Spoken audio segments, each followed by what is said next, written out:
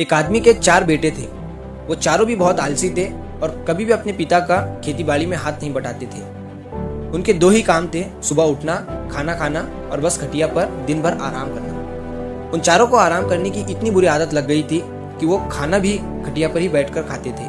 तो एक दिन उस बूढ़े आदमी ने अपने चारों बेटों को अपने पास बुलाया और कहा कि मैं अपनी सारी जमीन, सारी जायदाद आश्रम में दान करने वाला हूँ। ये सुनकर चारों बेटे हैरान हो गए कि जब हम जिंदा हैं तो आप अपनी सारी जमीन आश्रम में क्यों दान कर रहे हो। तो बूढ़े आदमी ने कहा कि वैसे भी तुम चारों दिन भर कुछ करते नहीं हो, तो अगर मैंने ये जमीन जायदाद तुम्हारे नाम कर भी दी तो वैसे भी ये खाली ही पड़ी रहेंगी, तुम इस पर तो मेहनत करने वाले हो नहीं।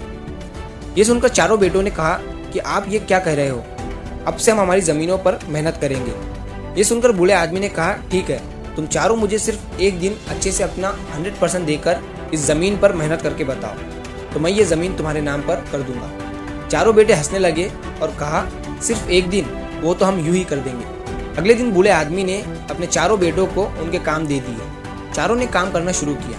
अब कई दिनों से उन्हें काम करने की आदत नहीं थी, तो वो थोड़ा काम करते और घड़ी की तरफ देखने लगते, लेकिन टाइम मानो जैसे रुक सा गया था।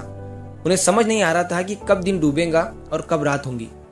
जब आधा दिन गुजरा तो चारों भी मेहनत करके बहुत थक चुके थे।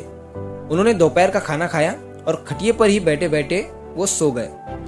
जब आँख खुली तो देखा कि अंधेरा हो चुका था और बूढ़ा आदमी उन्हें देखकर मुस्कुरा रहा था। उसने अपने बेटों से कहा कि कल तो तुम ये कहकर बहुत हंस रहे थे कि सिर्फ एक दिन, तुम तो आधे दिन में ही थक गए।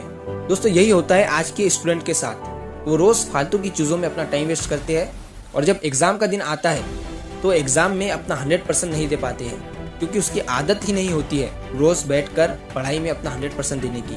तो क्या वो एग्जाम में एक दिन एक्टिव रह पाएगा। इसीलिए आलसी मत बनो, फालतू की चीजों में समय बर्बाद मत करो। जो काम की चीज है, जो इंपॉर्टेंट चीज है, जिससे आपका फ्यूचर बनेगा, उसमें ध्यान दीजिए। तो अगर आप इस कहानी को और भी लोगों तक पहुंचाना चाहते हो तो इस वीडियो को लाइक करिए, ताकि YouTube इस वीडियो को और भी लोगों तक पहुंचाए। और अगर कहानी अच्छी लगी हो तो हमारे चैनल को सब्सक्राइब जरूर करिए। मिलता हूं मैं अगली बार इसी तरह की कहानी के साथ। तो सब्र करो, शुक्र करो और जिंदगी में आगे बढ़ो।